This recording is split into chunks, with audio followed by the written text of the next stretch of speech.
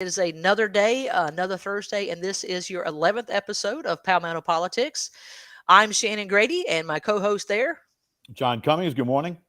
We're excited to have you guys joining us today, and we're also excited to have former Representative Jonathan Hill joining us to talk the nuances of the state budget and some of the pitfalls that we are seeing in the current budget. So, without further ado, let's bring in Mr. Jonathan Hill. Hi, good morning. Good morning, Jonathan. Morning. So great to have you join us. It has been it has been an interesting week. Watching the Freedom Caucus attempt to sort of thwart some of the nonsense and budgetary, I don't know what you want to call it, overreach. Um, I thought it was rather alarming when they made a simple attempt to strike DEI, and for those who are DEI, that is diversity, equity, and inclusion. Those ideas are, in my opinion, Marxist ideas, and they're being admittedly taught at our state universities. And as I understand it, Jonathan, the folks from the Freedom Caucus actually went out to the universities and said, tell us, allow them to self money they allocate to spend on DEI. And so, based on their own self reporting, they said, okay, let's strike that money from the budget and put it in other locations, and that went down like the Titanic. I mean, aren't we a conservative state? Well, we're a conservative state. That does not mean we have conservative legislators in office. Yeah, I think that's very apparent. John and I have done a couple of episodes where we've shared some of the CPAC scores, and we just got some new scoring from a different organization. And if CPAC was bad, wow, wait until we start reading some of the scores from yet another conservative. I'll tell you, Shannon, there's a internal dynamic that isn't obvious until you spend some time inside the legislature. And as for those who may not be familiar, I was a state representative for House District 8 in Western Anderson County for 8 years, from 2014 through 2022. And what just happened this week is known internally as Budget Week, and it's the worst. It's the pits. No one enjoys Budget Week. It's a grueling process where you spend hours and hours on the floor. It's rapid fire voting, back to back. You're going to cast literally hundreds of votes per day. Just imagine all the critical thinking and willpower that, a series of monumental, 100 plus monumental decisions back to back like that throughout the course of a day, starting at 10 a.m. and maybe not stopping until midnight, sometimes with breaks, sometimes with no breaks. It's really all according to what the chairman feels like doing or the Speaker of the House feels like doing. And if they really want this thing passed and they want to put the screws to any opposition holdouts, then they will not allow any lunch breaks or dinner breaks. And they try to tell you to stay close to your desk, because if you don't, you're going to miss votes and stuff like that. And that's not a good look for you to miss votes. So there's all these little tricks of the trade. No matter who you are, whether you're Republican, Democrat, whether you're a fiscal conservative or tax and spend legislator, it doesn't matter. Budget week is not a fun week. It's hard. And the budget document itself is massive. It takes a whole ream of paper to print. It's over 500 pages. Even with that volume, it's not particularly transparent either, which is why the Freedom Caucus had to send a Freedom of Action Freedom of Information request, FOIA request to the state-funded colleges and universities for that information, because it's not broken out in the state budget. So, there's a lot going on there. But I think, say all that to say this: when you get into budget week, it's even more apparent what's always true, but you really see it clearly during budget week, and that is it's a top-down control structure. You would think that elected state representatives would go and would represent the folks back home, but in reality, within both parties, both the Republican Party and the Democrat Party, generally speaking, the rank and file legislators from both parties tend to do what they're told. The reason they do what they're told is because they want things. And so legislative leadership in both parties will figure out what those things are that you want as a legislator, and we'll use that as an incentive, as an inducement, as a implied or explicit threat. If you want what you want, or if you want any chance of getting this, then you have to do these things. You have to vote for the budget. You have to vote for this budget amendment. You have to.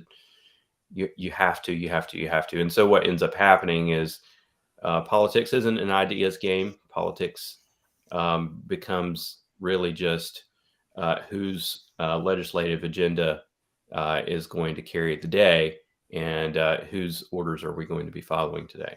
And it's kind of what I was going to ask, Jonathan, is how much of this budget is, pre-negotiated type of pork barrel spending where, they meet way before the budget even starts, and they say, okay, look, this is a program that I'm in favor of, and if you vote for this, I'll vote for your budget. How much of the budget is that?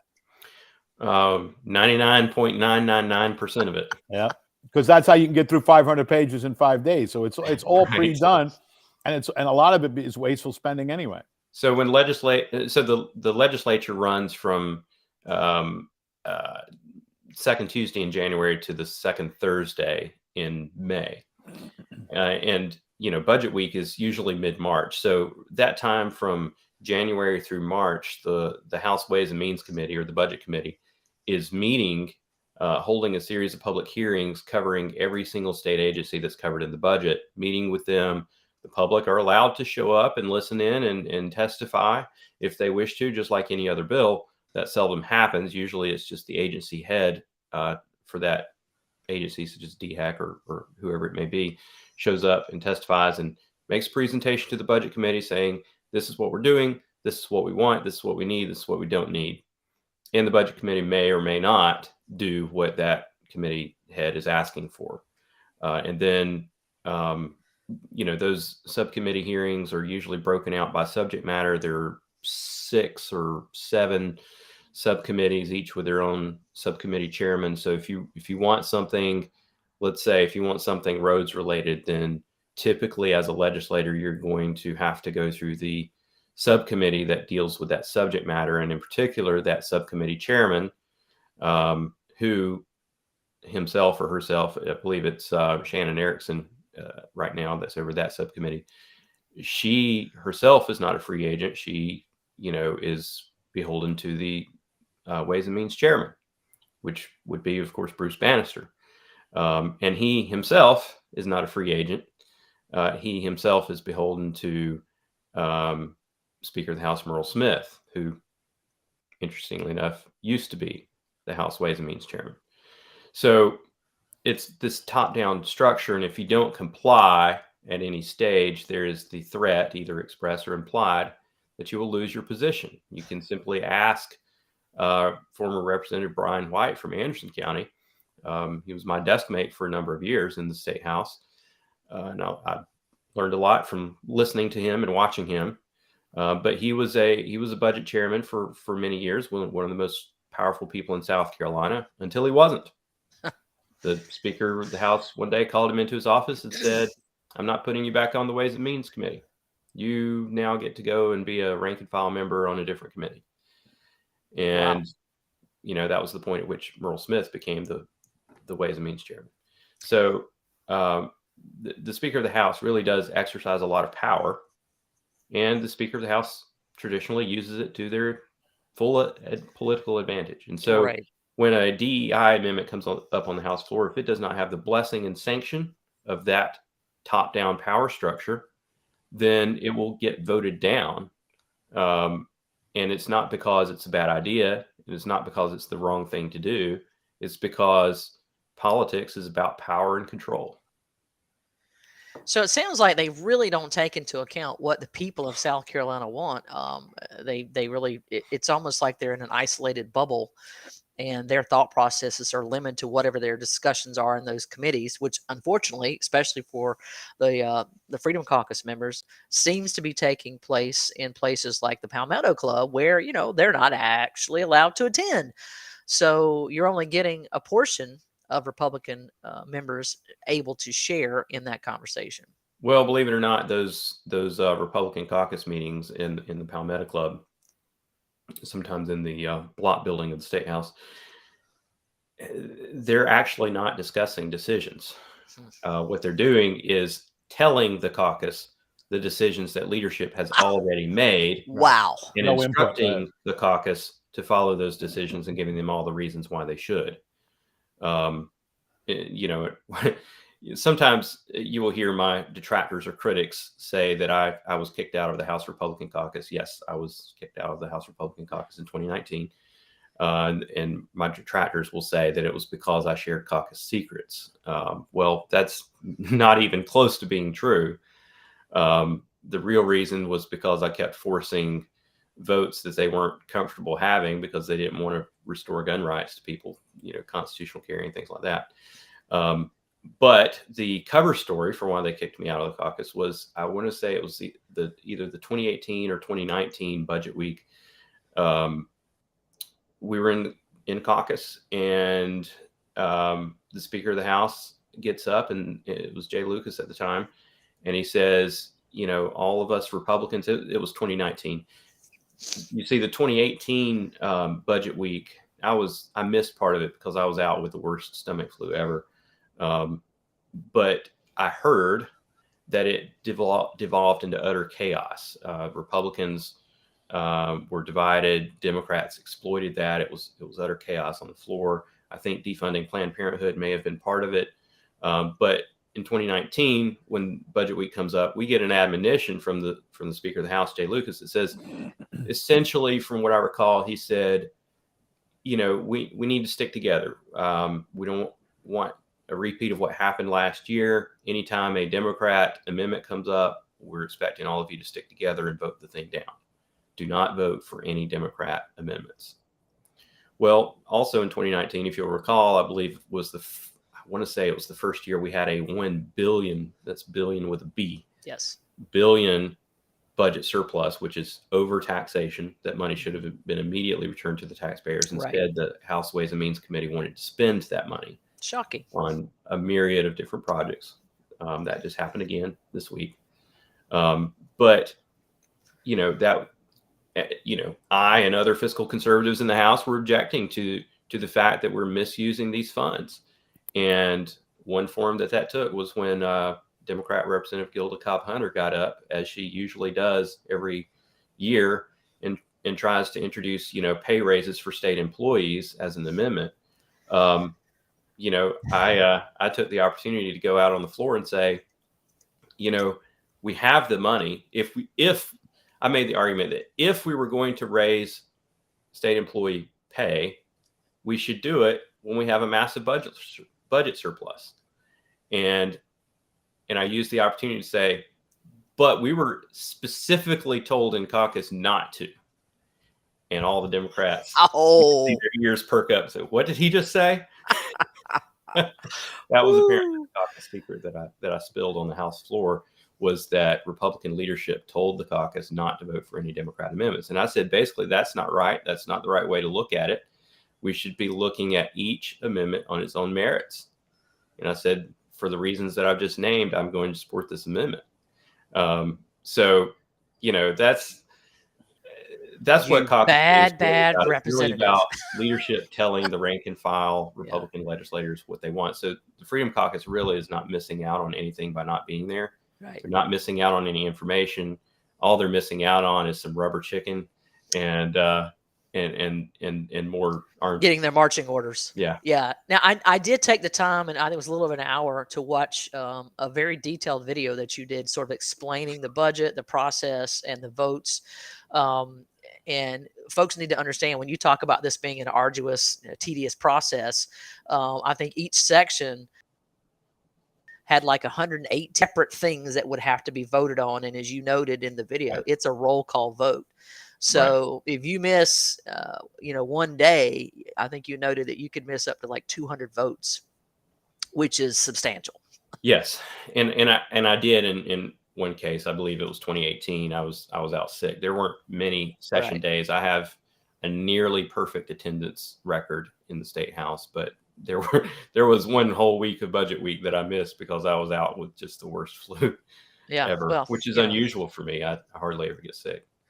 yeah. So I think the process that we use in the status budget makes sense. You want to kind of lock out that week to get through the budget because it is central and important.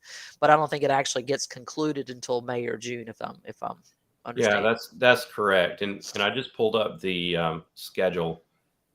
So for the House Ways and Means Committee will publish their schedule. The Senate Finance Committee will also publish their schedule. So if anyone wants to look at what the timeline, where the timeline stands right now, they can go to the scstatehouse.gov website, click on Senate, click on Standing Committees, click on Finance, and then click on Finance again, and that will take you into that committee's webpage. Right. And then you can there's a appropriations bill deliberation schedule, and right now the Senate is expecting to take up the budget the week of April the 4th. No, I'm sorry, that's full committee. It'll be on the Senate floor. The week is expected on April the 18th. And then it will come back to the House. And the internal lingo in the House for that at that point is when the Senate comes back to the House, that's known as H2. And what's interesting about H2 is any amendments proposed to any bill that the Senate has changed is an automatic roll call. So they're not going to go section by section, but they'll go amendment by amendment, and each amendment will be a roll call vote automatically. And so usually the first thing that happens at H2 is that the House passes initially an amendment to change the bill back to what the House passed previously. So basically they hit undo on everything the Senate just did. And then they will introduce a second amendment, usually, that may or may not incorporate some changes from the Senate version selectively. Interesting. Yeah. And then any representative can introduce any number of additional amendments after that, which may or may not pass, depending on whether they have leadership's blessing. And then at that point, it will go back over to the Senate. The Senate will insist on their version, basically chuck the House amended version right out the window and insist on what the Senate had just passed. At that point, the House and Senate are at an impasse. The Senate will appoint 3 conference committee members. The House will appoint 3 conference committee members.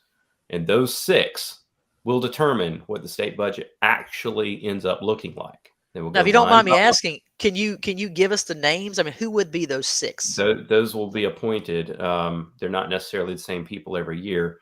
The Speaker of the House will determine the 3 from the House, and the President of the Senate will determine the 3 from the Senate. Okay. They will be announced when they're appointed. And those 6 legislators will sit down around the table with the budget and go line by line and say, okay, we're going to take this one from the Senate. We're going to take that one from the House. And then their report, their conference report version of the budget is expected to come to the floor of the House and the Senate sometime in May. According to the Senate timeline, looks like the week of May the 9th, which should be the last week of session. At that point, it will go to the governor. The governor will then have a period of time to go through it line by line, and veto whatever he wishes to veto. To get an idea of what he has vetoed in the past, you can go to governor.sc.gov and look at the veto messages for past budgets. He has used his line item veto on obvious things. I would say he hasn't cut nearly as deep as he should have, but you can see some obvious things that needed to be vetoed. And then what will happen after that is sometime in June, most likely before June the 30th, which marks the end of the state fiscal year, the House and the Senate will reconvene and will go veto by veto and vote to either override or sustain the governor's veto. And the sad reality in South Carolina, and once again, this is where you see the top-down power structure, Right. and why I say the House Budget Chairman is one of the most powerful people in South Carolina, more so than the governor. And who is that Governor's currently? vetoes rarely stick. Most of the time, the House and the Senate vote with a 2/3 margin. Republicans and Democrats working together to overturn the governor's veto and spend the money anyway. And that's Merle Smith, right? That's the Earl current. Smith is the Speaker of the House. Thomas Alexander is the President of the Senate. Now, how much cooperation, Jonathan, is there during this process between the governor's office and the House and the Senate? I mean, he has to know what's coming, right? It's not like he's never seen any of these things before when he gets it. Well, I'm not privy to any conversations and haven't been privy to any conversations that might be had between the governor and House leadership. I will say that when Governor Sanford was governor and when Governor Haley was governor, that they actively worked with grassroots and with the conservative members of the Republican caucus. Governor McMaster has not done so. Well, isn't that very telling? Well, let me ask you this question, because we talk about leadership, and now I think it's ever more important that people understand who that is, because from everything that you've just said, most of what transpires in the House is not something that our delegation really has much say in, other than to nod their head like, the obedient members that they are supposed to be, in agreement with whatever the leadership has, dictated. So I'll give you an example.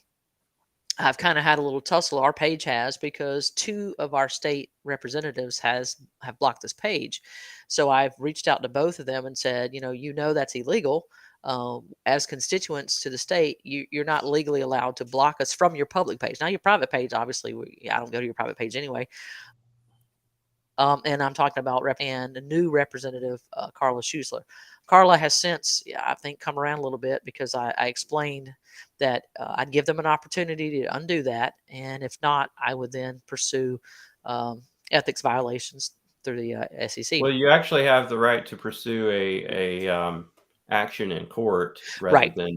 rather than the ethics committee. But that has been successfully done. I think Representative Neil Collins is one of the more notorious ones for blocking people, even though he knows it is a First Amendment violation. He's an attorney. He's well informed on all of the First Amendment litigation that has happened related to social media, and yet he persists in doing it anyway. And so sometimes a cease and desist letter is all it will take.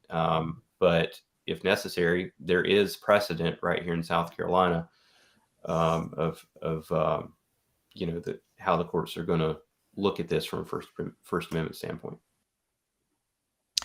Yeah, and I bring that one. I do want our representatives to understand, and I'm going to give Carla the benefit of the doubt. She's brand new, so I'm just going to say, okay, maybe she didn't realize she couldn't do that. It sounds like I kind of got the impression, because I knew he's been in office since at least 15, Mr. Collins, that he should well know, because he is an attorney. But that I'm curious about that is because Mr. Collins' suggestion was that, well, I'm in Myrtle Beach. Why am I bothering him? He's in a different county. I think he's Greenville Pickens, if I'm not mistaken. And my thought process is, you don't just represent the people of your county, sir. You represent the state of South Carolina. Evident that what you just finished saying, that unfortunately, when they have these caucus meetings, and whether it's in the Palmetto Club or in another location, it's really not a discussion. It is here are your marching orders from the leadership. So it is very important that the people know who those leaders are, because it sounds like those are the folks that we need to be putting pressure on to make sure the marching orders they're giving out are in line with the way we want our state run.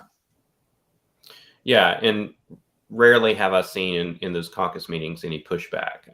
The most pushback that I probably ever saw was during the gas tax debate a few years ago in 2015. My first year in office, it was utter chaos. In 2016, got a new majority leader who happened to be the same guy who architected the gas tax, and that was a guy from Rock Hill area, Simrel. I call him Slick Simrel. He was an actual used car salesman. Hey, that's my dad did. Back off. But Gary Simrel came in to office as majority leader and said, we're going to stop using the caucus whips as thermostats and we're going to start using them as thermometers. In other words, we're going to stop asking you how you're planning to vote. We're going to start telling you how we expect you to vote. If you don't do what we say, this is the subtext that wasn't spoken, but it was very clear to everyone in the room. If you don't do what we say, there will be consequences.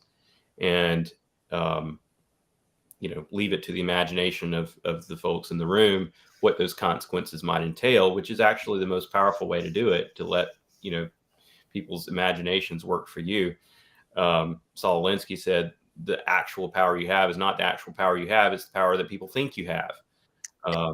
So anyway, that was there was some pushback in from 10 or 20 of the more conservative members of the caucus, but half of those people ended up caving and going along with it. And I think there were 10 holdouts right at the very end who stood their ground and voted against the thing. Now, go ahead, John. How much of this budget, Jonathan, from what you've seen, how much of it is aimed at raising taxes? And I've seen a few amendments that you have the one thing that's called the Yankee tax that the counties are going to be able to vote on as to whether or not they can raise their motor vehicle tax. Are there quite a number of raising of taxes types of amendments? Not typically in the budget. Right. Usually if there's a tax increase or tax decrease bill, that if it's permanent, not just a temporary 1 year kind of a thing. Like I think there was an income tax rebate or something like that that's been proposed as just a 1 year deal that was in the budget. But usually if it's a permanent change to the taxation, that's going to be in separate legislation. And constitutionally speaking, it's supposed to start in the House, just like the budget does. So that's an interesting feature of Goldfinch's so-called Yankee tax bill, is that it's a Senate bill. And so on its face, it should be unconstitutional right off the bat. Yeah, that's supposed to be left to the House.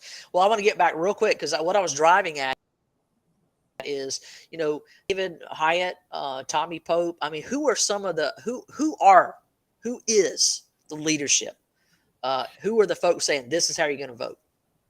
Right. So the only one that really has significant power is Merle Smith. He's the Speaker of the House. The reason he has such power in the House is because he appoints each member to the committee. And that's usually a very big point of leverage with any particular representative, as I mentioned with the account of Brian White as being the chairman of Ways and Means.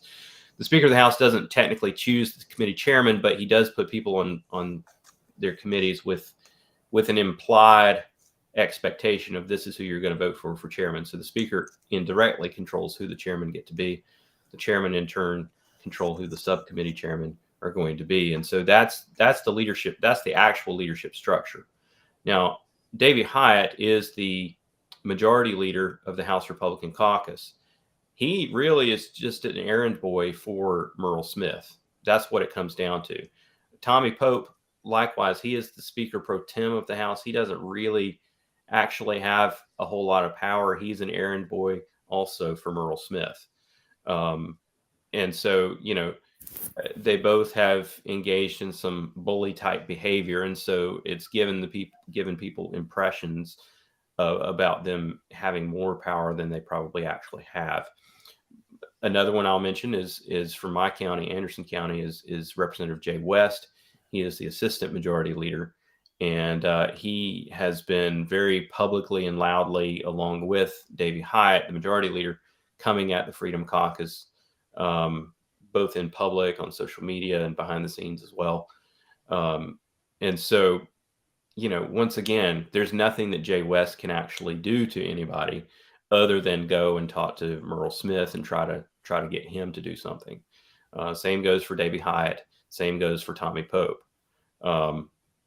So, the only other influence those individuals would have would be any kind of deferential treatment that they might get from other representatives. Well, I'm voting the way Tommy's voting, or I'm voting the way Davey's voting, or whatever, that kind of thing. There's plenty of that. There are a lot of followers in the state house that, I straight up heard Jay West say several years ago, came time to vote on something. I don't remember what the vote was. It was a major bill. Let's say it wasn't this one, but it was a major piece of policy like what to do with the state pension or something like that.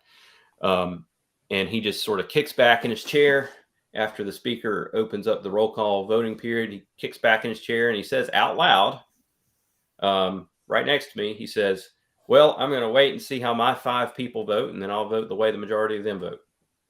So he's sitting there waiting for 5 specific individuals who he didn't say who they were. Right. One could guess that the Speaker of the House is probably one of them. Sitting there and watching to see which way they go, and then he's going to go that way.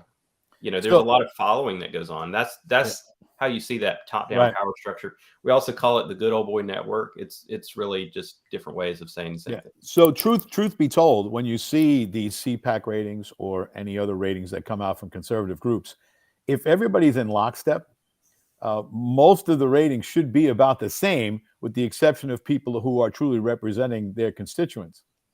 Yes, you see a very big divide between those who are representing their constituents and those who are not. It's not hard at all to see. It doesn't matter which side of the party aisle you're on either. Well, that's I mean, I guess it's not surprising that that's how things work.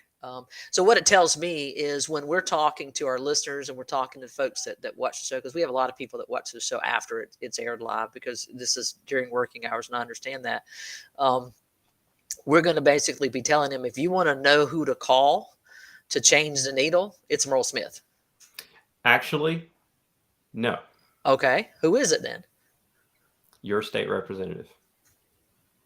Let me explain why. Even though there is a top-down power structure, it doesn't have to be that way. And in fact, Merle Smith does not care how voters in Anderson County or Horry County what they think or what they want. Because you don't get to vote for Merle Smith. Right, exactly. You don't get to vote for Merle Smith. You get to vote for someone else. And that individual is the one that you personally have any amount of leverage with, because you have something that they want, and that is your vote. So, chances are, unless you live in one of the, unless you live in Sumter, you're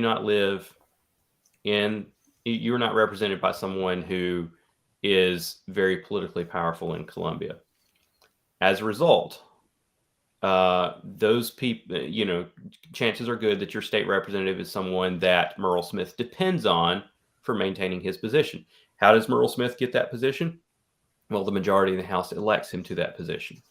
And so, and that's only going to continue to happen as long as Republicans, and in particular specific Republicans, hold on to their seats and stay in power. And so, if you want to take out Merle Smith, you can't do so by going directly after Merle Smith. You have to go after the people he depends on. And that's going to be the Carla Schuslers of the world, and the Jay Wests of the world, and the Tommy Popes of the world, and the Case Brittons of the world, and so many others. So talk to your state representative, insist that they do 2 things. One, that they do right by you, one of their constituents and voters. And 2, that they start publicly calling for a change in leadership, because this leadership is taking us the wrong direction. Yeah, I couldn't agree more. John and I were looking at, how the state legislature as a whole was ranked, and I noticed that in 2000 was it 2014, John, we were like 70-something%, almost 78% conservative, and then it just took a nosedive, 9%. And there's been so much going on with the budget and all these bills and amendments, and thank you for putting together the bad bill list, if you will, that we haven't had an opportunity to kind of go back, because what I wanted to do was like, what was the change in leadership that occurred? Who was elected in 14 that changed the makeup of our once really conservative legislature to what it is now, which is it's basically it's Democrat. And I know that is largely because we have folks like Carla Schussler, who up until moments before she was elected to the Republican primary was a Democrat. She was a member of the Horry County Democrat. I've contacted the Horry County Democratic Party, and they've said they've had her membership on file since 2010. She volunteered to help Hillary Clinton. So I did private message her and ask, when did the epiphany occur when you woke up and said, oh, I've been wrong all this time. I'm not Democrat. I actually Donald Trump. I don't know when that occurred. I suspect it's never occurred. That is Yeah. my instinct is that it didn't occur. Much like Senator Luke Rankin, who was a Democrat Yes. from the Right. '90s all the way to Prime example. 2004, when he realized, oh geez, man, I can't continue to run as a Democrat. I'm not going to get elected. So I'm just I'm a Republican. No, you're not.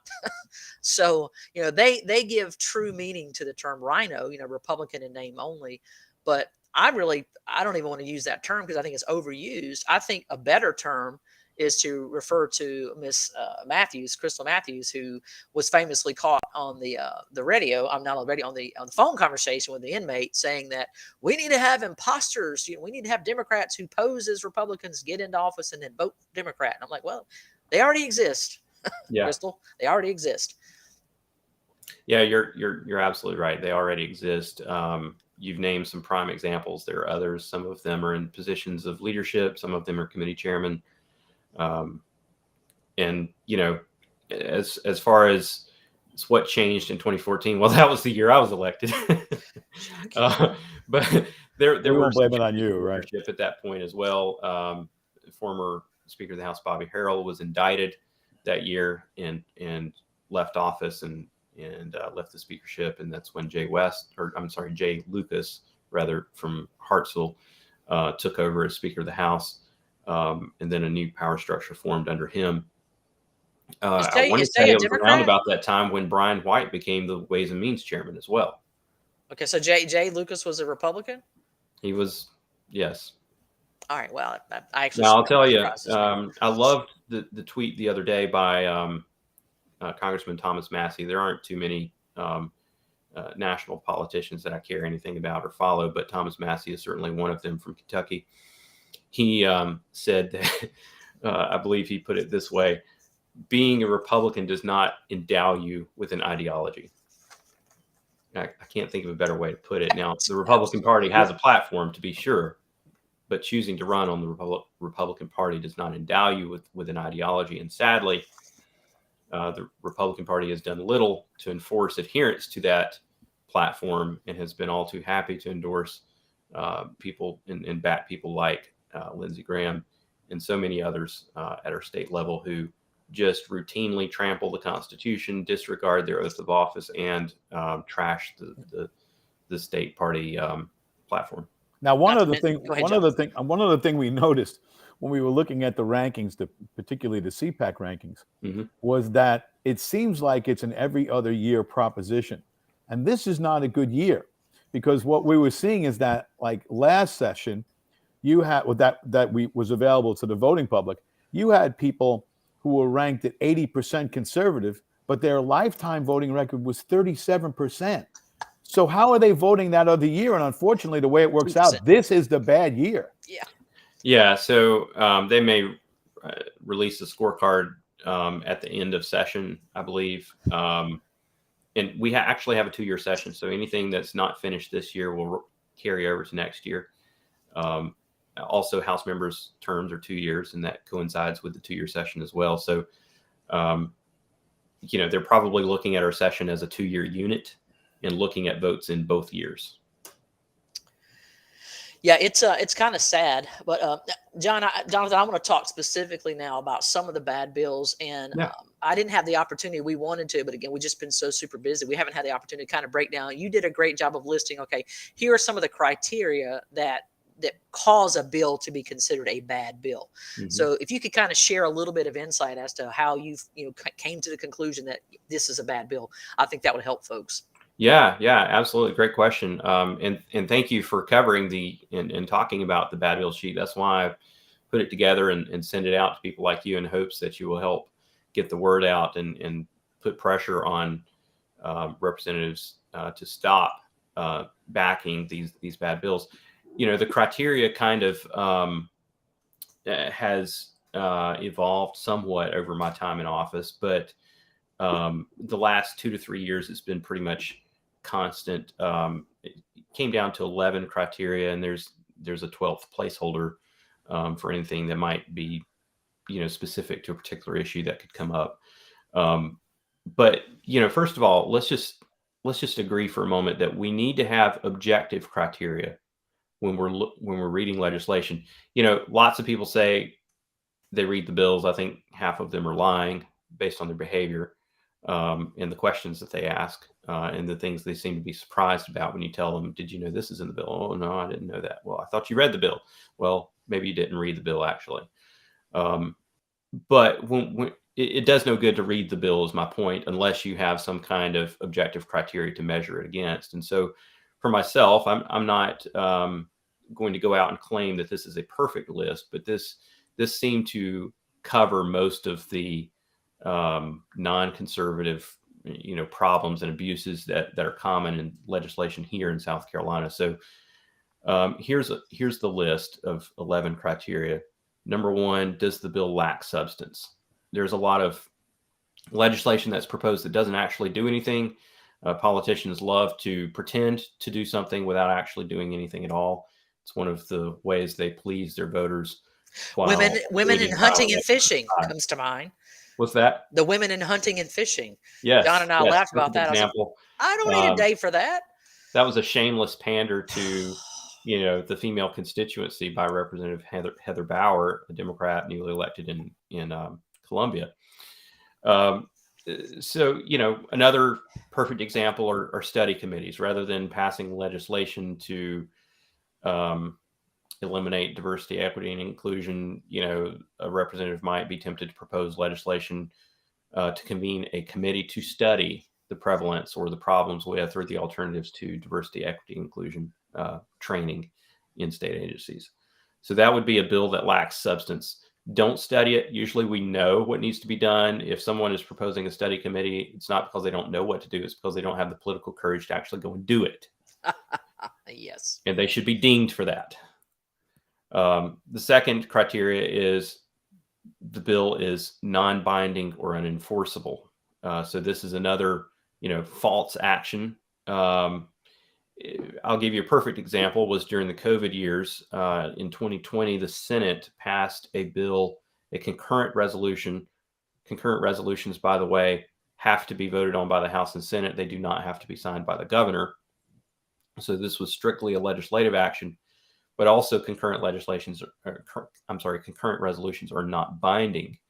And this resolution said it is the sense of the Senate, I'm paraphrasing here, that the state law that says that states of emergency can only be 14 days applies in an absolute sense and can't be extended with back-to-back, state of emergency orders.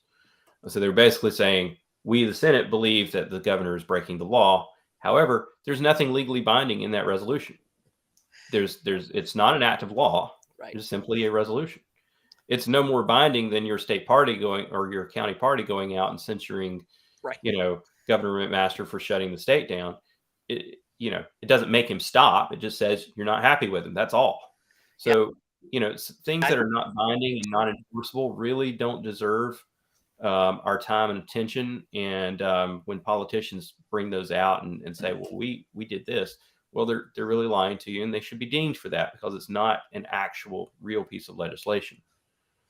Third criteria would be it is flat out unlawful in some manner. So usually we mean unconstitutional.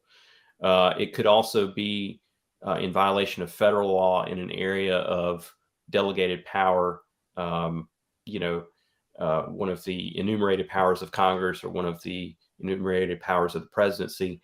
Those are areas in which the state cannot lawfully interfere. For instance, let's say the state of South Carolina tried to pass some legislation on controlling our borders and, controlling who gets to come into South Carolina. That would be in violation of multiple sections of the U.S. Constitution, because the U.S. Constitution gives the U.S. Congress, as one of its enumerated powers, the power to control, basically set immigration policy. And the Supremacy Clause, well-known Supremacy Clause, which is often abused, nevertheless would apply here and say states can't lawfully infringe on areas of federal control that are rightfully given to the federal government in the Constitution.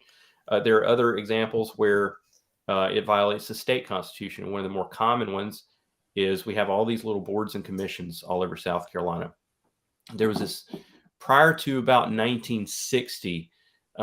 There was no such thing as a county council or a county administrator as you know them today.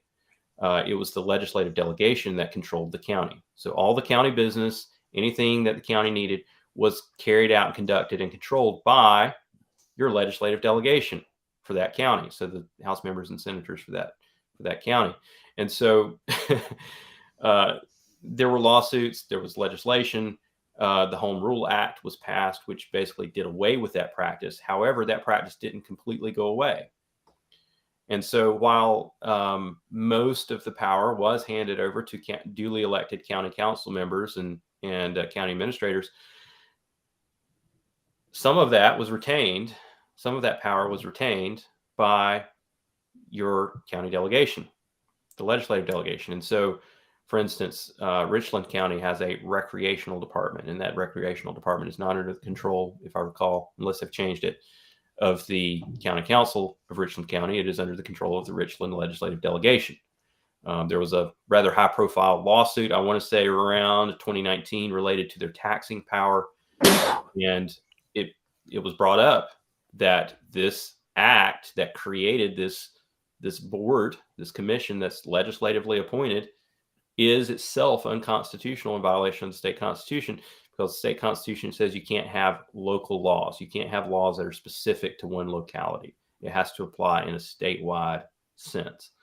That gets routinely abused and violated. You see bills consolidating school districts. You see bills removing members from local water boards. You see all kinds of things. There was a Anderson County bill a couple of years ago to raise the property tax for the Anderson County Fire Commission. That was an unconstitutional local bill.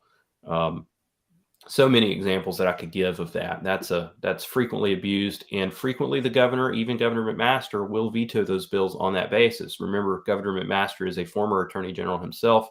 He has a number of attorney general opinions out about local bills from the time when he was attorney general, and his successor attorney generals have as well continued to opine in similar fashion. So it's well established, and yet the legislature just ignores it and acts like none of it exists. We don't care. Wow. We're going to pass the unconstitutional bill anyway. When the governor vetoes it, we'll overturn the governor's veto. That's the attitude in Columbia. So that's definitely, if it's blatantly unlawful or unconstitutional, we're going to point that out. The fourth criteria is that it grows government. Now, I think it's important to define our terms. So when I say it grows government, I specifically mean one of two things, or both. It either creates a new government program or agency, or it adds state employees to an existing program or agency. So if it's going to require us to hire more people to run this, it's growing government.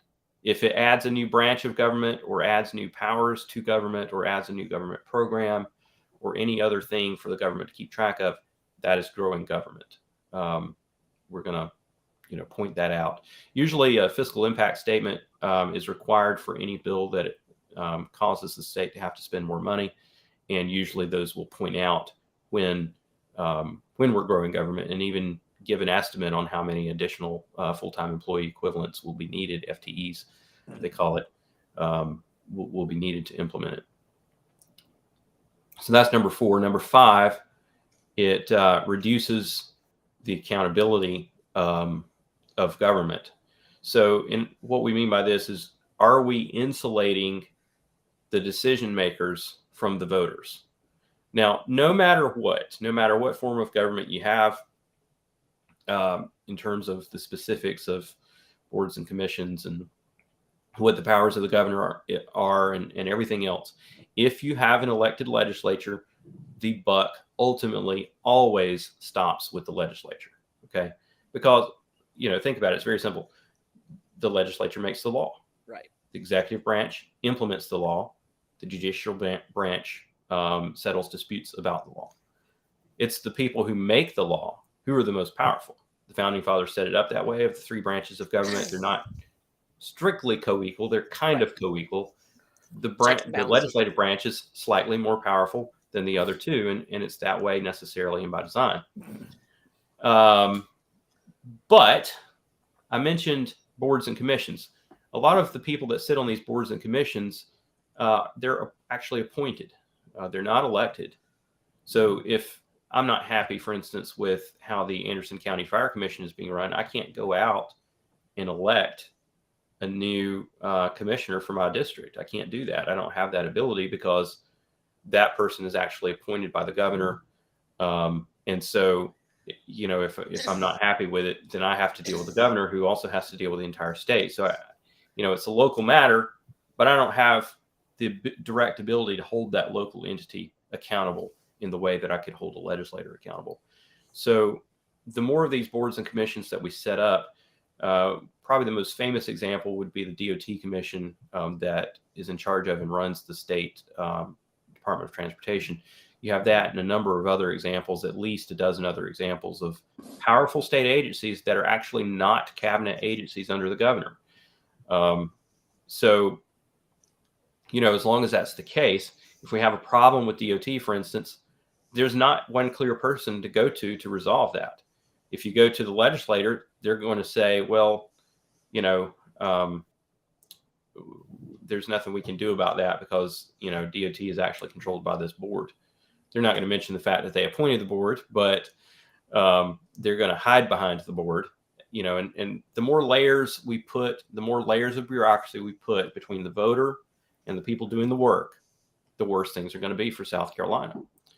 And so when we say a bill reduces accountability, that's what we mean. We're insulating the decision makers from the voters. All right. And that brings us to number 6, which, has to do with a different problem that same setup also brings. And that is that we're contradicting separation of powers. The legislature should never be involved in implementing the law. I'm going to say that again. The legislature should never be involved with implementing the law, with dictating how this law is going to get carried out. That's not their job. That's right for fraud, for abuse, corruption. And so I pointed out in the Bad Bill newsletter this week that one way earmarks have happened in the past is that the budget chairman would pad a state agency's line item. So let's say they ask for $3 million and the budget chairman gives him $3.1 million. And then after the budget passes and is signed by the governor and everything, then that budget chairman sends that agency head a letter saying, take that $0.1 million and cut a check for so-and-so. That's legislative meddling in a executive function. There are many other examples that I could give, but every time the legislature appoints members to a board or commission, sometimes it's going to be a majority of legislative appointments. Maybe they give the governor 3 appointments, the Speaker of the House 2 appointments, and the President of the Senate 2 appointments. One way of looking at it is, well, the governor has the most appointees on the board, but no, actually the legislative branch has the majority of appointees of the board. So the House and Senate combined is 4 members, whereas the executive branch is only 3 members. So that's an example of legislative control, and that is bad. That is wrong. That violates our very form of government. We're violating separation of powers. Our founders took that very, very seriously, and so should we. We're going to ding any bill that violates that. Number 7 is that it constitutes legal plunder. Now, if you ask a libertarian what they think about taxation, they're going to say all tax is theft, right? Taxation is theft. And they mean that in a way that's probably slightly different from the way that I'm going to mean it here. I do believe that taxation is theft, but what constitutes theft isn't the act of taxing, it's the act of what is done with the taxing, where the theft takes place, in my opinion, because despite the fact that my detractors will call me and accuse me of being a libertarian, I'm not actually a true ideological libertarian or a big L libertarian, because I do believe that there is a legitimate place for government. I'm not an anarchist. I do believe there's a legitimate place of government, and I do believe that governments have legitimate and necessary taxing powers. That's the difference between the U.S. Constitution and the Articles of Confederation before it, which were ineffective in holding the American Confederation. It wasn't a republic at that point, Right. Confederation together. It wasn't working. And the key, one of the key differences was that the federal government had no taxing power, and it needed the ability to do that for a time of war. Now, clearly, we've gone off the deep end with that, and it needs to be reined in some. But you know, when I say a bill constitutes legal plunder, what I specifically mean is we are taking money and we are giving it to someone else, and we're using government to do that. It is a redistribution of wealth type scheme. So we're going to take money by force of taxation from person A, and we're going to turn around and give some of that money to person B. A example that I famously was knocked pretty hard for in the 2020 primary when Drew McKissick came after me, the SCGOP chairman at that time, broke neutrality, came after me during the Republican primary, endorsed and backed my opponent. One of the things he and his goons were saying about me was that I was against farm aid. I was against state aid for farmers. Well, I believe that the best thing the state can do for farming in South Carolina is to get the heck out of the way. It's not to take tax money from some farmers and turn around and give it to other farmers, which is what was happening in the farm aid bill after, you know, the 1,000-year flooding that happened, and you know, some farmers lost crops. By the way, there already exists crop insurance. You know, there already exists private ways of covering crop losses. The federal government runs a crop insurance program. Why does the state need to take more money away from farmers and then turn around and give it to other farmers? And anytime this would come up, actually the farmers in House District 8, and there are a lot of farmers in District 8, a lot of them are chicken farmers and whatnot, but they are fiscal conservatives like you wouldn't believe. And they get it. I didn't even have to explain it. They were thanking me for voting against this boondoggle. But if anyone did have a question, I simply asked, did you benefit from it? Right. And usually the answer is no. Well, why are you asking me to support it? Right. Well, Jonathan, we're not going to have enough time to finish going over all of the list of the 11.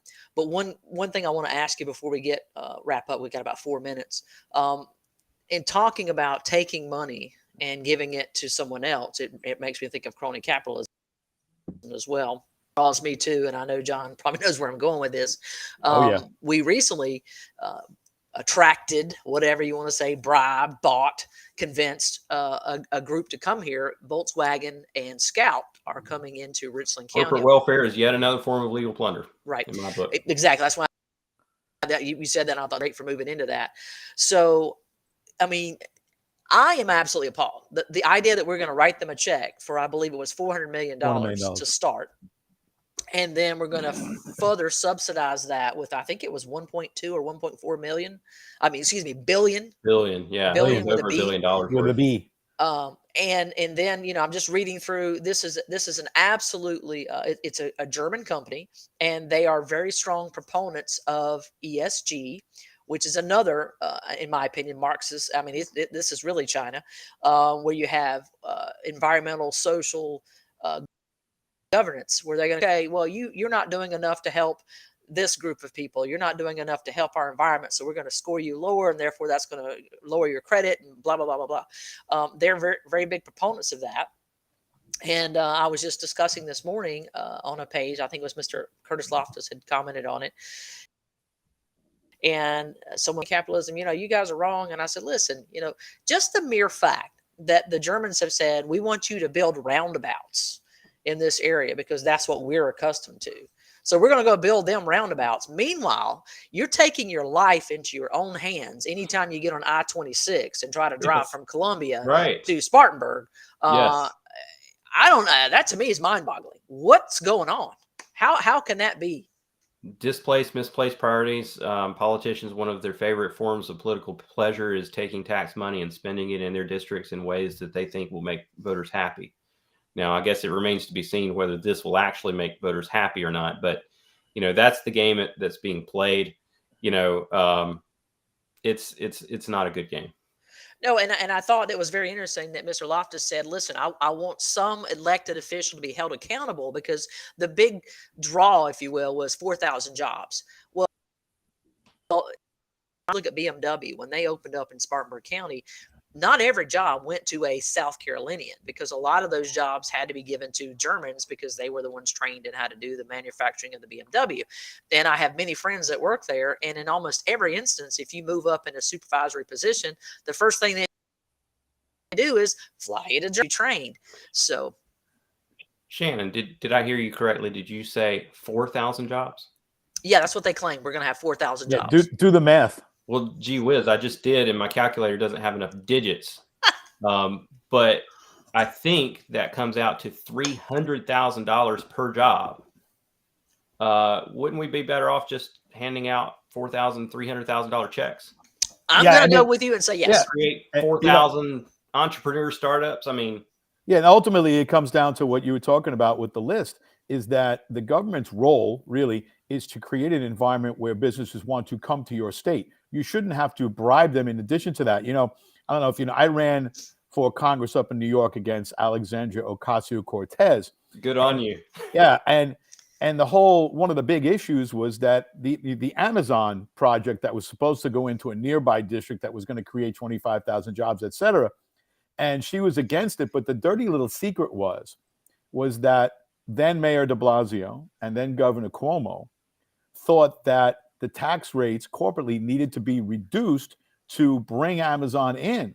And I went out there and said, well, look, they just admitted that New York is not a state where businesses want to come. They just admitted it themselves.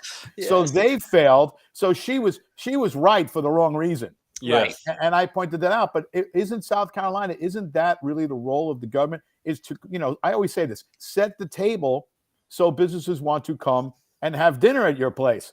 You don't feed them. That's not the idea. Right. Well, these legislators, they're not investment bankers. They're not even good gamblers. They shouldn't be gambling with our money. They shouldn't be investing, if you want to call it that, with our money. Yeah, winners and losers. They're not qualified to do so, nor is that why we give them the money to start with. Yeah. Well, I own a small business as a sports free and I made the comment, wow, if you gave me $400,000, I would open up one of these stores in every county and I would hire at least 5 or 10 people at every location. And, that's just with that small amount of money. If you gave me whatever billion, I'd open up a factory here. I mean, it's insane. And but that's not the way. I wouldn't want that to happen because I don't believe in handouts from the government. I'm opposed to it wholeheartedly. Listen, guys, I see we've come to the end of our hour, and I know I definitely want to have you come back, Jonathan, because there's so much more we could talk about. I mean, what's going on in Columbia is a microcosm of what's happening, and folks need to understand all politics. It's been said before. I think it was Andrew Breitbart who first said it's all cultural, it's all local. So we've got to make sure that we stay on top of what's happening in our state, make it a priority to follow through with what's happening with the bills. I thank you so much because you really do what I would have to do if you didn't put forward what the bad bills are. So deeply thank you, sir, for that. Well, thank you for having me. And I just want to, you've probably said this before, but I want to reinforce as a former legislator, hardly anybody ever calls us legislators about stuff that's going on. So if anything that we've discussed here to anyone that's listening, if it bothers you, please pick up the phone, call, text, email your state legislator and tell them that this is unacceptable. And it's got to stop, and it's either going to stop or you're going to see to it that it stops because you're going to find someone and, if necessary, run against them yourself. So, that's the only thing that's going to make them start listening. Please do that. Hardly anybody does that. We need so many more people doing that. That's the stuff that's going to make a difference. Yep. I see we got a couple folks who have chimed in. So, Linda Lack has said she appreciates you, and Lisa Bean Williams wanted to say thank you. Mr. Gallman, same thing. Thomas Beach, one of our representatives, he chimed in as well. And then we have Miss Yvonne from South Carolina also said, you hit the nail on the head that South Carolina is a conservative is this the public is more conservative than the state legislature. Yes. And then some, right? Yeah, and then she said it's no different than Ronna McDaniel being reelected the RNC chair when voters didn't want her. But those national delegates thumbed their nose at everybody and said, we don't care what you say. You can call all you want. We have the power. So, I'm glad that you mentioned Drew McKissick, because we're going to go a little bit long here because I think this is important. Yeah. He introduced a bill, but he had a representative introduce a bill that is on your bad bill list for two reasons. One of those is because it actually talks about two issues. And as I understand it, the South Carolina Constitution prohibits that. It can only be one issue. And those two issues are, one, he wants to cap the size of the state convention to last year, or 2021, it was 639. And he also wants to put in some procedural and some fees for candidates running for office to have to kind of go through some hurdles or jump through some hoops to be able to request think their election was not run up to par. And I'm not altogether opposed to that. Don't get me wrong. I do think that if you're going to say my election was not legitimately run, it needs to be because that's the case, that there's clear evidence that was in fact what happened, not, well, I'm just mad because I lost it. So I don't have a problem with them putting some sort of fee in there. The problem is $5,000 is just arbitrary, and it's going to prevent anybody really. I ran for I ran for county council, and I think the fee to become a candidate was $675. So the fee that they've got to pay. And it was even Adam Morgan said, and he didn't like the idea that if you didn't win, you didn't get the money back. Right. Because that creates a perverse incentive. That actually makes it worse, not better. That creates a financial incentive for the state party to rule against you so that they can keep the funding. Yeah. And then finally, probably the most egregious portion of that was that he has set up exactly how you can pursue recourse is to first you have to go to the state executive committees, which is in Columbia. And then Drew McKissick is the one who presides over that, or whoever the chair is at this time is Drew McKissick. And that chairman, how much time you have to present your evidence. So if you believe that you went to vote and your polling place was completely disorganized, things are not done correctly, you were given the wrong ballot, I mean, whatever may have transpired, you as a citizen would also have to be able to have that reconciled. And that essentially occurred in this last election cycle. And there were 50 individuals who had some sort of issue with either the ES&S machines, or their polling place was not run properly, whatever. And they attempted to come to Drew and the state ECs. There was 50 of them. And some of them were actually computer experts to talk about the ES&G. And Drew said, okay, you got 20 minutes. Well, how can 50 people present their situations in 20 minutes? I mean, just do the math on that. Nobody's getting any time to speak. So he put that in place.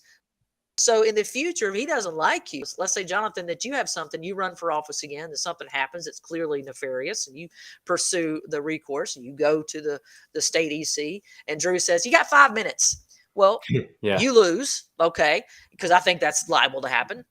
But your next step is the Supreme Court. The state Supreme Court. Well, let's be honest. Most likely, they're not even going to take your case up, period. But let's just say you get lucky, a miracle happens. They say, okay, we're going to take your case. Then he set the parameters such that you will only be able to use the evidence that was permitted in that 5 minutes that you had with the not just permitted, but recorded by the secretary, party, which is disgusting. So even if you present it in the time that you're given, doesn't mean they're going to write it down. If they don't write it down, the judge can't look at it. I mean, listen, that's as unconstitutional, un-American, just dictatorial, tyrannical. I can't even think of enough adjectives to discuss that. Basically, the state party is saying, by doing this, in my opinion, they're saying, we don't care if election fraud happens. Right. That's what I got out of it. We don't care if election fraud happens. That's essentially what they're saying. Yep. So unfortunately, I have to get to the store. But man, this has been great, and like I said, I wish we could finish that out. So we will definitely have you back, maybe in another few weeks when we get some more of these bills presented. We can have you discuss again the details of why some of these bills are bad, and I hope and pray continue to inform the public. I mean, John, what I'll let you have the closing thoughts. Yeah, it's I think it's such an important part of what's going on, and it's so difficult for people to take the time. And I'm not making excuses, but it's not even apathy. It's just taking the time, and we're hoping, along with other outlets, we're hoping to kind of fill that void. And obviously, having you on it is a big help. So thank you for coming on. Well, I'm honored, and I thank you, and I also want to give a shout out to the Freedom Caucus members that stood up and fought. I think there were 11 of them that voted against the budget. It is hard to do that. I can certainly appreciate that. It's much harder than you think it is to endure that week and then still do the right thing at the very end. So good on them. Thank you for them. We're very proud here in Anderson to have two of them, Thomas Beach and April Cromer. They're doing a great job. And it's important to me to help them to the extent that I'm able. Yeah, and I will certainly continue to support as John. I know we're going to continue to support the guys in the Freedom Caucus and the ladies. We deeply appreciate their dedication to doing what's right in South Carolina. Well, folks, that's all we got. We did go a little bit long today, but I think it was well worth it. So thank you for tuning in. Please like and share this. You can follow us here on Facebook. You can follow us on Twitter as well as YouTube. Thank you. That's all I've got. Ladies and gentlemen, have a great day.